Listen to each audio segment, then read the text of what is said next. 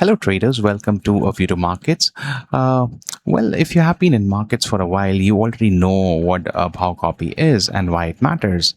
I'm not going to explain that, right? What I want to talk about is something slightly different. Is basically the habit of getting these files. Well, each day, you go to NSE website, navigate to the right section, download the zip file, extract it, and then you start working on it. And you will agree with me, that is a reality of most traders who are doing their own analysis. I really appreciate people who do their own analysis, they get their feet wet, and that is what is required to, get to a disciplined you know get some kind of discipline in your life, right? Just by looking at what the data is, understanding it, and once you've understood it, I think there's no looking back, right? So see, individually, if I see, none of those steps are hard, right? But they do add up, and more importantly, they interrupt the workflow. And when you're trying to review your day's data, review your positions, plans for tomorrow, the last thing is, you want to spend is just getting these files from the multiple different links. So I built a small tool in Excel VBA that handles the download and extraction piece. One button, it pulls the भाव copy directly from NSE, unzips it, और ये जो data आपको मिलता है ये raw मिलता है, इसमें किसी भी तरह का कोई ट्रांसफॉर्मेशन, कोई फॉर्मेटिंग नहीं अप्लाई होती। आपको जैसे मिलता है आप उसमें अपना कोई एनालिसिस बना के आप रेडी कर सकते हैं अपना data, right? And one thing that I want to say that is worth mentioning right now is that जैसे आपको पता है कि NSE जो है अपना भाव कॉपी का format over the years change कर दिया है, राइट? ओल्डर फॉर्मेट है और एक है newer UDIFF format which are structured differently, अगर आपने देखा होगा, right? So this tool handles both. So if you are pulling historical data going back a few years, you don't have to think about which format you're dealing with, right? It just works. So मैं खुद इसको use करता हूँ.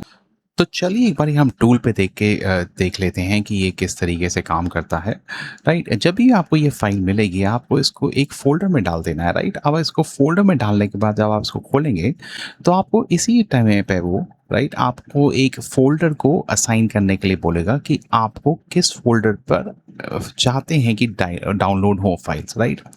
तो जब वो हो जाएगा, आप इसको क्लिक कीजिएगा, तो आपका यहाँ पर जो टॉप में एक चेक दिखाएगा कि आपने सेव फोल्डर को लॉक कर दिया है। अब आपको उसके बारे में चिंता करने की ज़रूरत नहीं, बस आप ये ध्यान रखिएगा आपने क्या फोल्डर का नाम दिया था, राइट?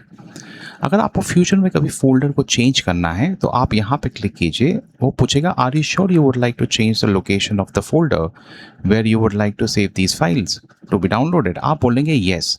अगर आप नो बोलते हैं तो कुछ नहीं होगा, आपकी फाइल्स वहीं पे ही डाउनलोड होती रहेंगी।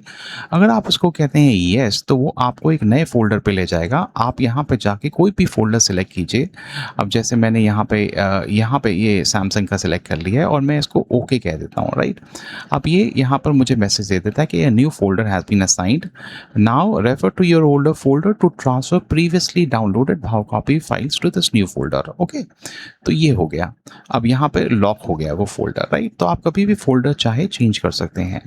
नाउ द टूल इज़ बहुत सिंपल है। यहाँ पे आप जैसे भी किसी डेट पे क्लिक करेंगे तो वो एक तरीके से चेक हो जाएगी, राइट? तो मतलब ये सिलेक्ट है। Now you can not select unselected.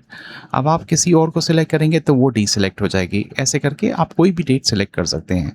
आप किसी भी प्रीवियस मंथ में जा सकते हैं, फरवरी में, और आप कहीं भी पिछले सालों में जाके आप कोई भी डेट कर सकते हैं। तो ये जो आपका कैलेंडर है ये चेंज होता रहेगा, राइट? अब देखिए, अगर मेरे को यहाँ पे फरवरी की कोई फाइल निकालनी है, मैं कहता हूँ कि फरवरी 17 में जो एक चल रहा था वो हमारा जो एक ओल्ड फॉर्मेट चल रहा था, न्यू UDIFF फॉर्मेट नहीं चल रहा था, राइट? तो अब मैं जैसे यहाँ पे कोई डेट सेलेक्ट करता हूँ वो देख लेता है और by default he old format का ऑप्शन सेलेक्ट कर देता है आपके लिए, राइट? अब आपको चेंज करना है या तो ये, या तो इक्विटी, या तो डेरिवेटिव। आप किसकी भाव कॉपी डाउनलोड करना चाहते हैं आप वो सिलेक्ट कीजिए और वो भाव कॉपी आपके फोल्डर में आ जाएगी, राइट?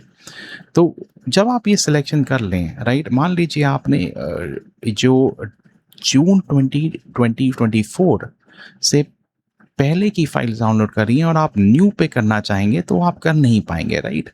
तो वो बाय डिफ़ॉल्ट ही आपको ओल्ड फॉर्मेट में बता देगा कि ये ओल्ड फॉर्मेट है, राइट? तो ऐसे ही अगर मैं यहाँ पर जाता हूँ और मैं कोई अभी लेटेस्ट की फ़ाइल सेलेक्ट करता हूँ और मैं यहाँ पे 5th डालता हूँ, मैं ओल्ड फॉर्मेट चेक करना चाहूँगा तो मैं नहीं कर पाऊँगा, राइट? तो ये चीज़ है, राइट? तो आपको वो गाइड कर देगा कि आपको कौन-सी रिपोर्ट मिलेगी और कौन-सी नहीं मिलेगी, राइट?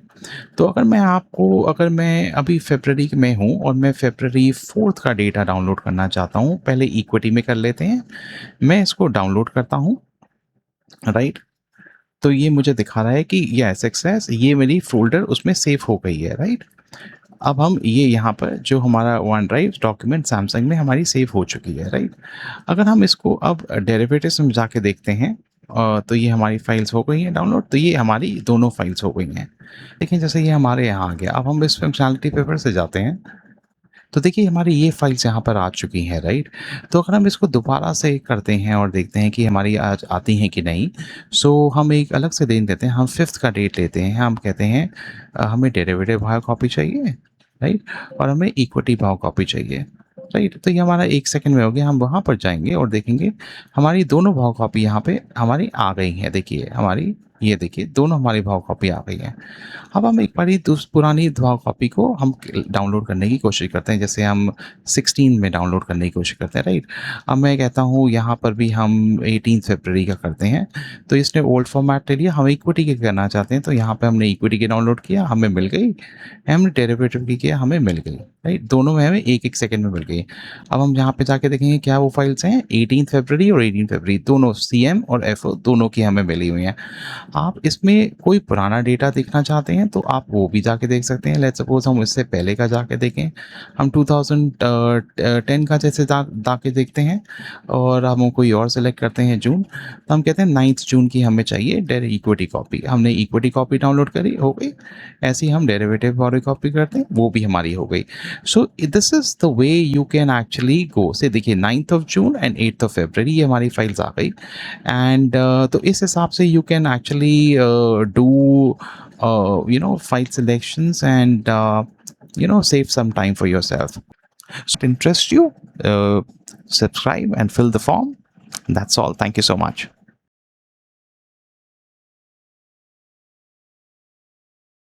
में जाना है, आपने ऑप्शंस में जाना है और यहाँ पर आपको जाकर ट्रस्ट सेंटर में जाना है। ट्रस्ट सेंटर सेटिंग्स में आप क्लिक करेंगे, उसके बाद आपको मैक्रो में यहाँ पर जाना है। यहाँ पर आपको disable VBA macro with notifications करना है और आपको इस चेक कर देना है। That is the only thing that you need to do. और उसके बाद you can just do okay and close and you will be able to run the macro by itself. अगर आपको यहाँ पे कोई पॉपअप आता है कि कंटेंट एनेबल, तो आप उसको एनेबल कर दीजिए बटन दबा के, राइट? तो ऐसा है, तो ये आपका मैक्रो इस तरीके से चल जाएगा। कोई प्रॉब्लम होगी तो आप प्लीज़ मुझे पिंग करिएगा, हम आपको बताएंगे कैसे उसको सॉल्व करना है। Thank you so much.